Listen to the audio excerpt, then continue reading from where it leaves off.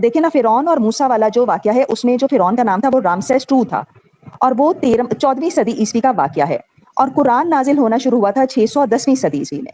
तो जिसने भी कुरान लिखा है, अकॉर्डिंग टू यू, अगर अल्लाह ने नहीं लिखवाया, तो उसको कैसे पता था कि ये सारा वाकया हुआ, ये सारा फिरौन था और ये हजरत मूसा के साथ हुआ? क्योंकि फिरौन के जो वो हैं ममीज वगैरह, वो आज भी मिस्र में मौजूद हैं, रामसेस II की भी मौजूद हैं। तो इस चीज से हमें क्लैरिटी मिलती है कि कुरान ने कितनी सच्ची बात बताई है, जो उसके आने से 600 सदियां पहले हो चुकी है, उसके बारे में। ये कैसे पॉसिबल है? ये मेरा सवाल है। ओके, तो आपने देखिए, अब बीच में ना बोलिएगा, जवाब दीजिए। आपने कहा कि कितनी क्लैरिटी मिलती है, कितनी सच्ची बातें कुरान ने बताई हैं, और आपके कुरान के सच्चा होने की दलील ये है कि फिरौन और मूसा का वाकया कुरान में बयान किया गया है, जो कि रमेसेस 2 है। हालांकि आपका ये दावा ही बेबुनियाद है, क्योंकि कुरान के अंदर कहीं भी उसको रमेसेस 2 नहीं कहा गया। तो ये रमेसेस 2 है, ये अल्लाह ने तय नहीं किया, ये आप लोगों ने खुद से अखज किया।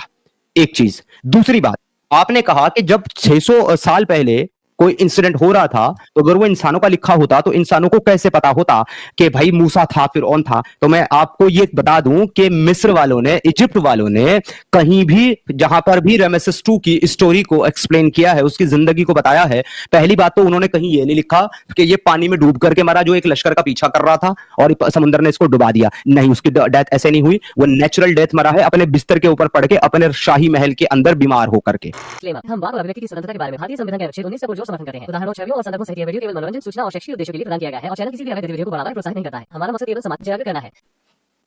जय हिंद दोस्तों, आजकल मार्केट में साइमा नाम की एक नई पाकिस्तानी मोमिना आई है, जिसको बचपन से बताया गया था कि मुस्लिम फैमिली में पैदा हुआ कोई भी बंदा इस्लामिक कल्ट को कभी नहीं छोड़ता। पर जब से साइना खातून को एक्स मुस्लिमों के बारे में पता चला, बेचारी को बहुत बड़ा धक्का लगा। इसीलिए भटकती आत्मा की तरह हर एक एक्स मुस्लिम की लाइव स्ट्रीम में पहुंच जाती हैं। कभी रब्बानी बहन की स्ट्रीम में प्रकट हो जाती हैं, कभी साहिल भाई की स्ट्रीम में सेकी बगारने पहुंच जाती हैं, तो कभी समीर भाई की लाइव स्ट्रीम में बेशर्मी की हंसी हंसते दिखाई देती हैं। हर एक एक्स मुस्लिम बड़े प्यार से इनकी बेइज्जती करता है, पर ये ठहरी मोमिना, बेशर्मी तो इनकी रग रग में रची बसी है। कुछ न कुछ होमवर्क इनको हर जगह से मिलता है, पर ये बंदी ना तो कोई होमवर्क पूरा करती है और ना ही किसी टॉपिक पर टिककर बात करती है। ये पढ़ी लिखी वेल एजुकेटेड तो लगती है, पर इसके आर्गुमेंट पूरी तरह से दिमागी अपंगों वाले होते हैं। साइमा खातून एक बार फिर समीर भाई की स्ट्रीम में अपनी तस्वीर का टोकरा लाई हैं।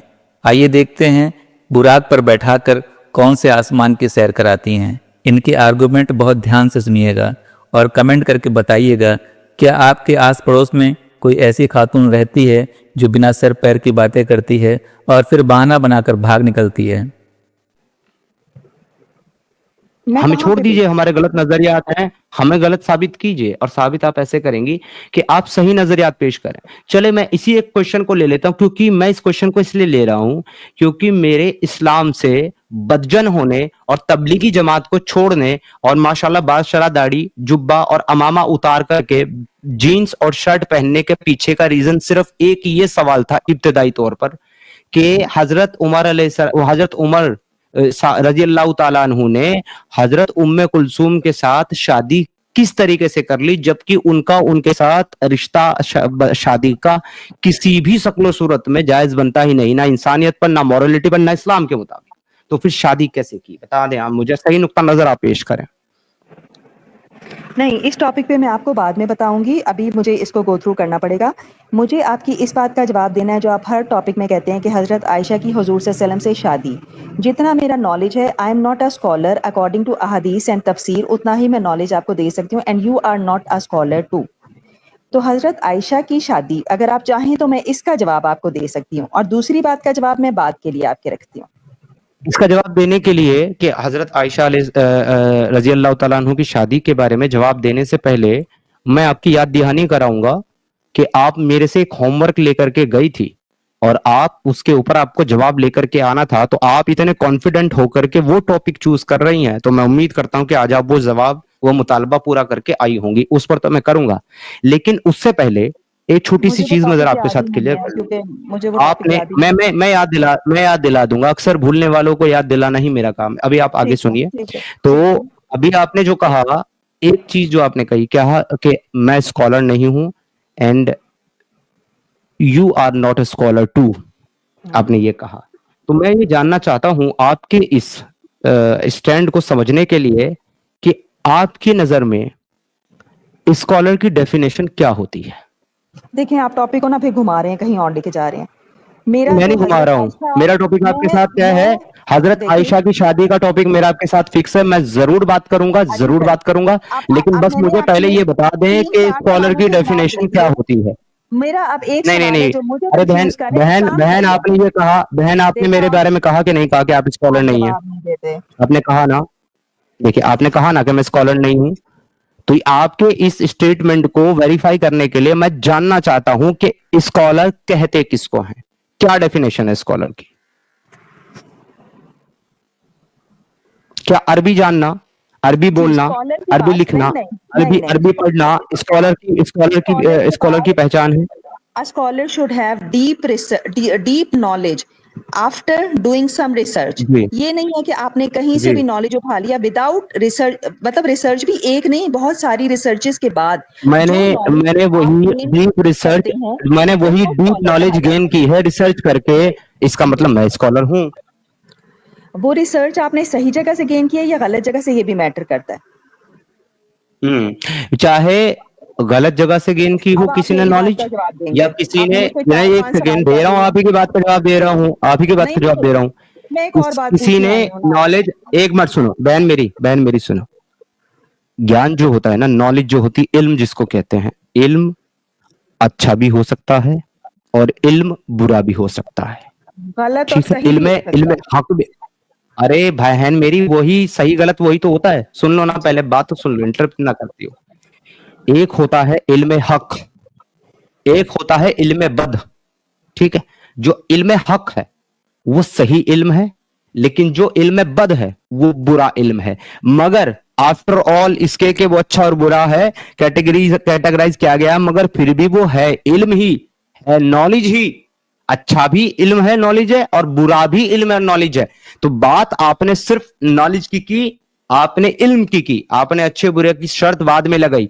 तो अगर आप ये कहते हैं कि स्कॉलर्स की पहचान ये है कि वो डीप रिसर्च करके इल्म यानी कि नॉलेज गेन करता है, तो अब ये तो बाद की बात है कि उसकी नॉलेज अच्छी इल्म हक है या इल्म बद है, वो तो बाद में पता चलेगा जब उसका इल्म सामने आया होगा, वाजे होगा। ठीक है, मगर आपने ये बात कही थी कि आप स्कॉलर नहीं है, तो देखिए मेरे पास अगर आपके मुताबिक इल्म बद भी है, बुरा नॉलेज भी अगर मेरे पास है, तो जनाबे आला मैं तब भी स्कॉलर हूं, भले ही इल्म बद का हूं, मगर स्कॉलर में तब भी हूं। नहीं, बद की बात नहीं है। अगर एक न्यूज़पेपर है जिसे हम पढ़ते हैं और हमें पता है कि ये गलत खबरें देता है, तो हम वो उससे नॉलेज कलेक्ट करेंगे तो हम गलत नॉलेज ही मिलेगी। और अगर एक न्यूज़पेपर है जिसकी ऑथेंटिसिटी है और ठीक है, हमें पता है कि भाई ये सही खबरें इशारा करता है। जैसे आपके लिए बिना मेरे इल्म को जाने हमारी नॉलेज जो है वो आपके लिए गलत है, बद है, ठीक उसी तरीके से जानने के बाद हमारे लिए इस्लाम की जो नॉलेज है वो बदनुमा है। क्या आप करें, लोगों हमारा को ओपिनियन है, आपका ओपिनियन है, आपका पास नहीं, है। मेरा ओपिनियन ये है कि आप लोगों की नॉलेज इनकम्प्लीट है। सही गलत की बात ही नहीं, इनकम्प्लीट। चलिए अब अगर टॉपिक पे आपने आते हैं आपके, जो आपने पेश किया मेरा है एक टॉपिक। सवाल है, सुनिए, मेरा एक सवाल है। आपने अब आप नहीं नहीं, आप एक आप सवाल मुझे करें, नहीं उससे पहले बोलने मैं जरा देते ना। टॉपिक देखें क्लियर कर लूं। इतने साल, यही फिर आपका अच्छा प्रॉब्लम है। आप टॉपिक खुद क्या भी है, सवाल टॉपिक करेंगे। बताएं, आप एक सवाल से पूछते पहले बैठते हैं। टॉपिक बताएं, मेरा इस सवाल आंसर से वाले पहले में मेरा टॉपिक बताएं, अपना एक कंफ्यूजन है जो मुझे समझ नहीं आ रहा। हो सकता है आपको बताइए बताओ। मेरा ये बताइए। पॉइंट है कि जब हजरत मूसा अलैहिस्सलाम और फिरौन का वाकया हुआ था, वो किस ईस्वी में जी हुआ था? 13 ईस्वी में। जिस ओके, फिरौन के साथ हुआ था उसका नाम था। आपका जो टॉपिक था आयशा वाला, अब आपने उस टॉपिक को कचरे के डब्बे में डाल दिया, राइट। मैं इस पर सवाल पूछता हूँ फिर उस पर बात करती हूँ। बस छोटा सा सवाल है मेरा। अच्छा, तो ये आप मुझसे सवाल पूछ रही हैं कि मुझको बता रही हैं। नहीं, मैं सवाल पूछ रही हूँ अच्छा कि पूछे, अगर सवाल पूछे। कि देखिए ना, फिरौन और मूसा वाला जो वाकया है उसमें जो फिरौन का नाम था वो रामसेस II था, और वो 14वीं सदी ईस्वी का वाकया है। और कुरान नाजिल होना शुरू हुआ था 610वीं सदी ईस्वी में। तो जिसने भी कुरान लिखा है, अकॉर्डिंग टू यू, अगर अल्लाह ने नहीं लिखवाया, तो उसको कैसे पता था कि ये सारा वाकया हुआ, ये सारा फिरौन था और ये हजरत मूसा के साथ हुआ? क्योंकि फिरौन के जो वो हैं ममीज वगैरह, वो आज भी मिस्र में मौजूद हैं, रामसेस II की भी मौजूद हैं। तो इस चीज से हमें क्लैरिटी मिलती है कि कुरान ने कितनी सच्ची बात बताई है जो उसके आने से 600 सदियां पहले हो चुकी है उसके बारे में। ये कैसे पॉसिबल है, ये मेरा सवाल है। ओके, तो आपने देखिए, अब बीच में ना बोलिएगा, जवाब लीजिए। आपने कहा कि कितनी क्लैरिटी मिलती है, कितनी सच्ची बातें कुरान ने बताई हैं, और आपके कुरान के सच्चा होने की दलील ये है कि फिरौन और मूसा का वाकया कुरान में बयान किया गया है, जो कि रमेसेस 2 है। हालांकि आपका ये दावा ही बेबुनियाद है, क्योंकि कुरान के अंदर कहीं भी उसको रमेसेस 2 नहीं कहा गया। तो ये रमेसेस 2 है, ये अल्लाह ने तय नहीं किया, ये आप लोगों ने खुद से अखज किया। एक चीज। दूसरी बात, आपने कहा कि जब 600 साल पहले कोई इंसिडेंट हो रहा था, तो अगर वो इंसानों का लिखा होता तो इंसानों को कैसे पता होता कि भाई मूसा था, फिरौन था। तो मैं आपको ये बता दूं कि मिस्र वालों ने, इजिप्ट वालों ने कहीं भी, जहां पर भी रमेसेस 2 की स्टोरी को एक्सप्लेन किया है, उसकी जिंदगी को बताया है, पहली बात तो उन्होंने कहीं ये नहीं लिखा कि ये पानी में डूब करके मरा, जो एक लश्कर का पीछा कर रहा था और समुद्र ने इसको डुबा दिया। नहीं, उसकी डेथ ऐसे नहीं हुई, वो नेचुरल डेथ मरा है, अपने बिस्तर के ऊपर पड़ के, अपने शाही महल के अंदर बीमार होकर के। एक चीज। दूसरी बात, आपके कुरान के अंदर मूसा की और फिरौन की कहानी में आपको मूसा मिलेगा और आपको फिरौन मिलेगा। वो फिरौन कौन है ये नहीं पता, क्योंकि फेरो जो है, आपकी अरबी में फिरौन कहते हैं और इजिप्शियन लैंग्वेज में कहते हैं फेरो। जितने भी बादशाह बनते थे इजिप्ट के अंदर, उन सभी को फेरो कहा जाता था। कोई एक फेरो नहीं, सारे ही फेरो है। तो यहां पर आपका कुरान ये भी, सुन लीजिए, बात सुन लीजिए, आपका कुरान यहां पर ये भी वाजे नहीं करता कि एक्चुअल में ये कौन सा फेरो है, बस मूसा को ग्लोरीफाई करता है। मगर अनफॉर्चुनेटली आप हमसे फिर भी ये सवाल नहीं कर सकती हैं कि 600 साल पहले होने के बाद भी कुरान को कैसे पता है, क्योंकि कुरान को जो पता है वो गलत है।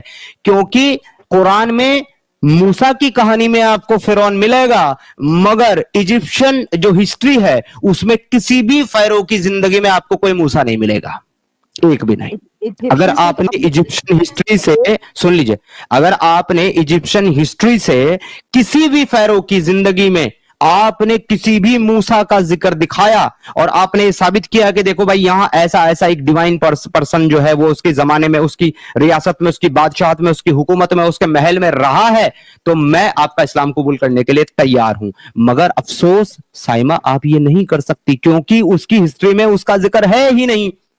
अगर 10 मिनट अब मुझे देना बोलने के लिए, आपने बोला 5 मिनट। जी बोले। आप अकॉर्डिंग टू यू, अगर वो रैमसेस II नहीं था, कोई और फेरो भी था, वो फेरोज अभी तक मिस्र में उनके सारे महलात के खंडरात मौजूद हैं, तो कुरान लिखने वाले को कैसे पता चला 600 सदियों के बाद कि 600 सदियों पहले ये फिरौन थे और इनके ऐसे महलात थे, पूरा नक्शा बताया गया, गुम्बद और ये वो। जैसा आपको पता चला, ये भाई कोई इंसान जिंदा रह सकता जैसे है? आज 2000 साल के बाद आपको पता है कि फेरो थे, फेरो की मम्मी हैं, उनके पिरामिड्स हैं, जैसे आज आपको पता है वैसे ही 600 साल के बाद उनको पता था। मतलब कितनी बेवकूफाना बातें हैं।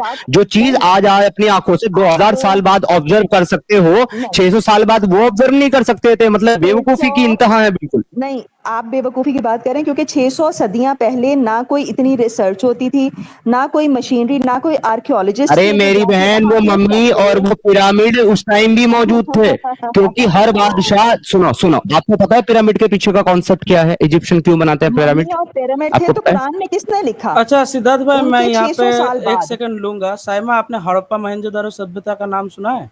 हाँ जी सुना। कितना पुराना है? हाँ जी है पुराना, 5 से 6,000 साल।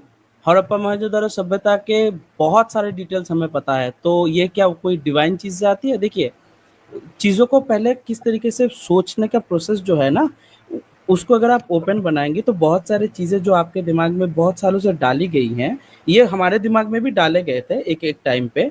तो हमें पता है कि वो थॉट प्रोसेस ऐसा बना दिया जाता है कि दूसरे वे में हम सोच ही नहीं पाते। साइमा जी, पहली बात तो आप ऐसे एक घटना की बात कर रहे हैं जो पहले गुजर गया वो टाइम, उसके बाद के लोगों का अगर वो चीज पता है। साइमा जी सुनिए ना, भले ही वो कितने साल ही हो, 1000 साल, आप 600 साल की बात करें, मान लो 600 सदियां, नॉट साल, 600 सदियां। 600 सदियां मतलब कितने साल? Centuries, 600 centuries. 600 सेंचुरीज। जी, अच्छा, ये टाइमलाइन आपको कहाँ से मिला बताइए? ये ये आप हर टाइमलाइन जगह को वेरीफाई कीजिए। हाँ, हाँ, देखिए ना, वेरीफाई आप कीजिए, कहीं भी वेरीफाई देख लें, सोर्स। गूगल पे देख लें, कहीं भी देख लें, मैंने बुक में पढ़ा है। नहीं, कुरान 13 हदीस से वेरीफाई करना आप। आपको 13 कुरान हदीस से वेरीफाई करना। कुरान हदीस को छोड़ ही दीजिए, 600 सदियाँ, आपको पता है 600 साल कितना लंबा होता है? नहीं नहीं नहीं, 6 सदियाँ, जी, 6 सदियाँ, 6 सेंचुरी, 600 सेंचुरी हाँ, नहीं है सर, वो 6 सेंचुरी है। 6 यस, सेंचुरी यस, मतलब 600 यस, साल, 600 साल, 600 years. Okay, yes, yes, okay. Saima ji, yes, 600 साल, 600 साल।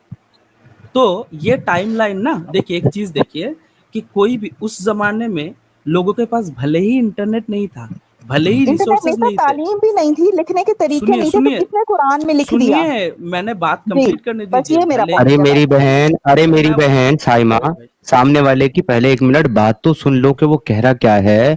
ये जो आप कुरान कुरान की बात कर रही हैं मेरी बहन, उन इजिप्शियन के पास कुरान नहीं था कि अपनी मम्मी को प्रिजर्व कैसे करना है, इसका इल्म उनको कुरान ने नहीं दिया। उन्होंने अपने एंसेस्टर, अपने आबा अजदाद से सीखा ये प्रोसेस, उन्होंने सदिया की सदिया लगा करके। और इसके पीछे की जो मैं आपसे पूछ रहा था ना कि आपको पता है इनके पीछे का रीजन क्या है, इनके पीछे की हिस्ट्री क्या है, कॉन्टेक्स्ट क्या है, वो इसीलिए पूछ रहा था कि अगर आपने कॉन्टेक्स्ट अनबायस होकर के जानने की कोशिश की और जान लिया ना, आपको पूरा सिस्टम समझ में आ जाएगा कि पिरामिड क्यों होते थे, उनको ममीज क्यों बनाया जाता था, और ये सब रिचुअल्स इजिप्शियन में कब और क्यों और कैसे शुरू हुई, वो आपको सब समझ में आ मैं जाएगा। सिद्धार्थ भाई इसमें इस पे अल्लाह का कोई आऊंगा। कमाल नहीं। सिद्धार्थ भाई, मैं इस मुझे पे पता आऊंगा, है, लेकिन रिचुअल्स में तो अल्लाह साइमा का जी, कोई कमाल नहीं है, मैं तो वो मान रही हूँ। साइमा वो जी सुनिए, सोने अभी वगैरह के सुनिए ना। साथ दफन करते थे, वो उनके अपने रिचुअल्स थे, इसमें अभी सामने अभी तो नहीं सुनिए था। ना, जी, साइमा जी जी, सुनिए, जिस पे आना चाहिए, जहाँ पे देखिए जिस तरीके से सोचने पे आप अलग अलग वेज में सोच पाओगे। मैं कभी भी ये नहीं बोलता कि ये मेरा बात आप मान लो, मैं एक सोचने का बस जरिया दे देता हूँ। आप 600 साल की बात कर रहे हो, हालांकि आपको लग रहा था कि वो 6 सेंचुरी मतलब 6000, नहीं, 600 साल की बात चल रही है यहाँ पे।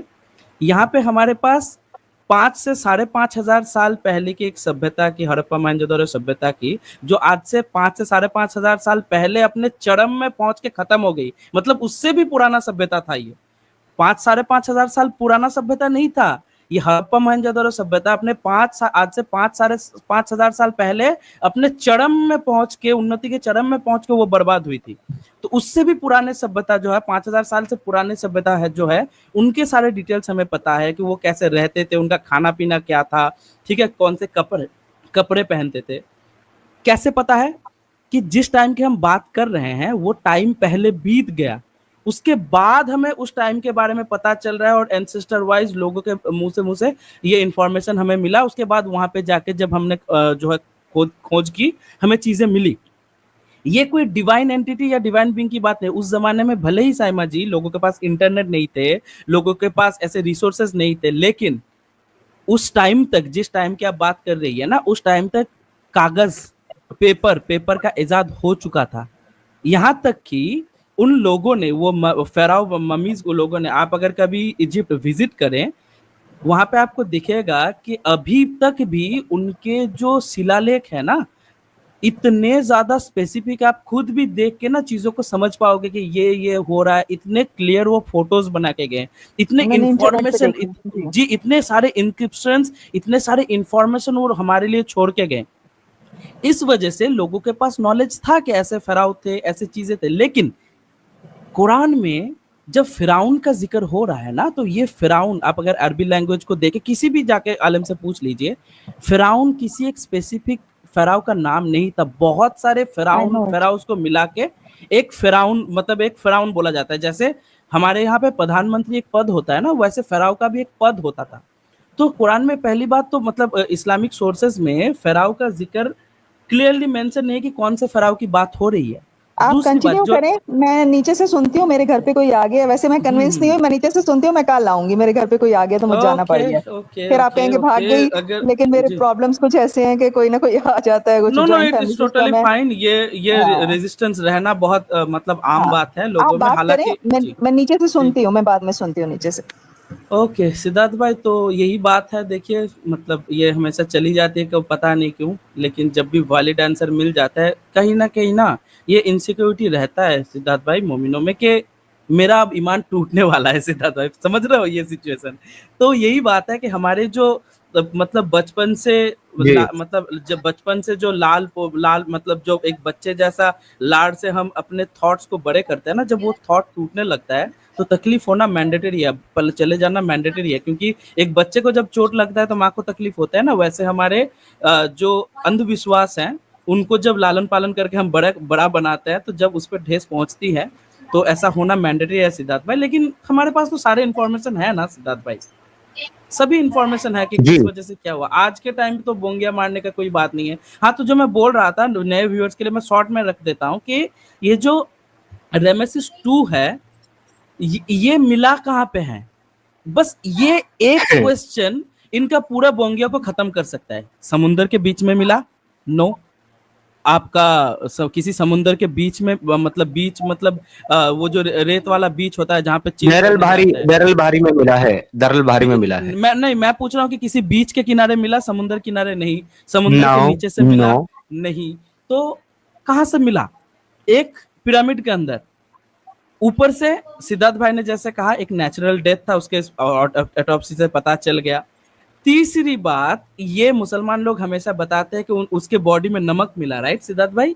उसके बॉडी में नमक जी। मिला, तो वो जो नमक है उसके साथ समुद्र के नमक का कोई कनेक्शन है ही नहीं। वो खाने वाला नमक था उस जमाने में, लाशों को प्रिजर्व करने के लिए एक नमक एक बहुत मैंडेटरी चीज होता था, मम्मी बनाने के लिए बहुत जरूरी चीज होता था, तो इस वजह से उसके बॉडी में नमक मिला।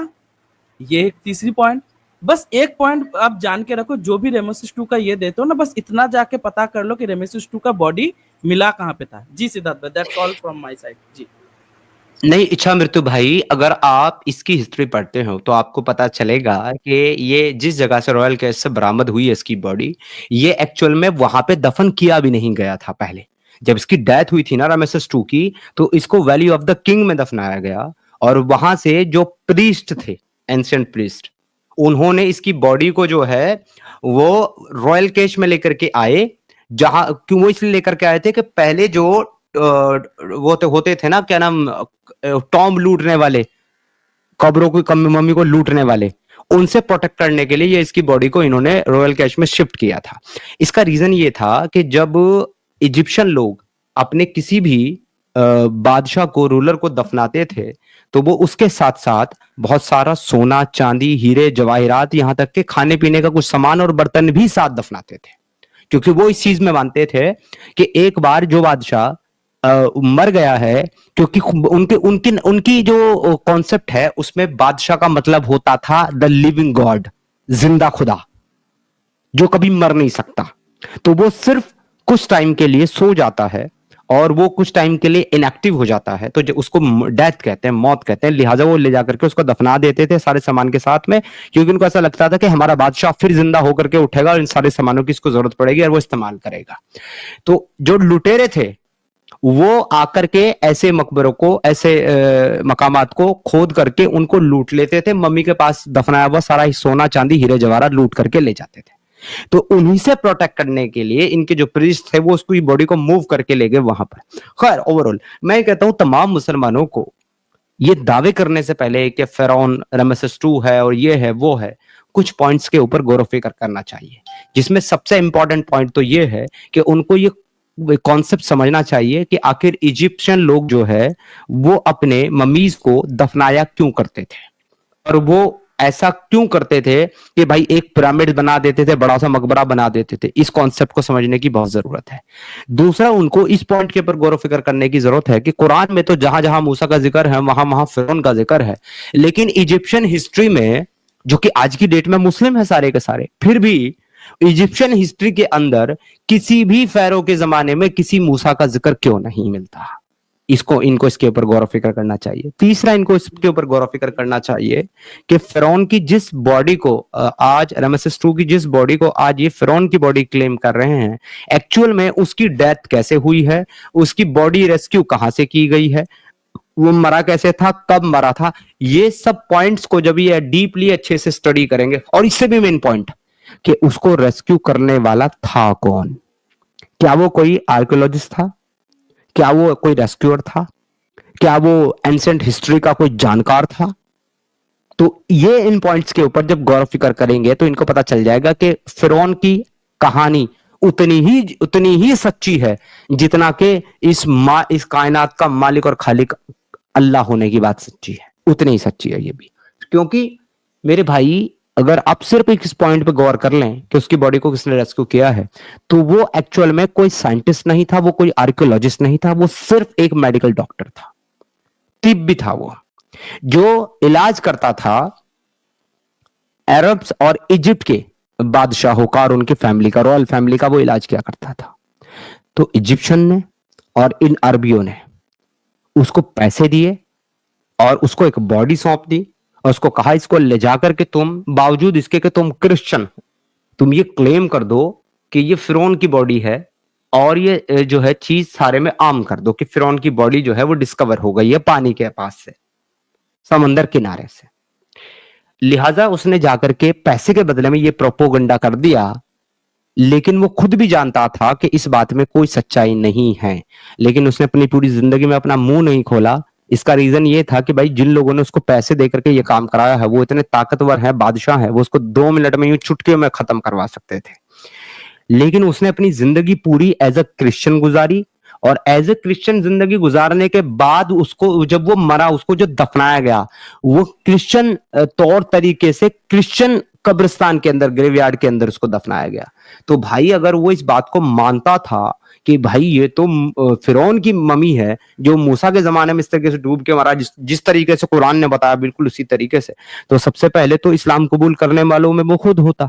लेकिन उसने अपनी पूरी जिंदगी में इस्लाम कबूल नहीं किया, जिया क्रिश्चियन, मरा क्रिश्चियन, मरने के बाद दफनाया गया क्रिश्चियन के कब्रिस्तान में। तो भाई इनको इतनी छोटी सी बात मुसलमानों को समझ में नहीं आती, अगर ये समझ जाए ना तो इनके सारे मसले ही हल हो जाएं। ये तो फिर बहुत डीप और बहुत लॉन्ग कॉन्सेप्ट है, वो जो इजिप्शियन ममीज और उनके पीछे पिरामिड बनाने का जो कारण है उसको फिर कभी मैं एक्सप्लेन करूंगा फुर्सत से।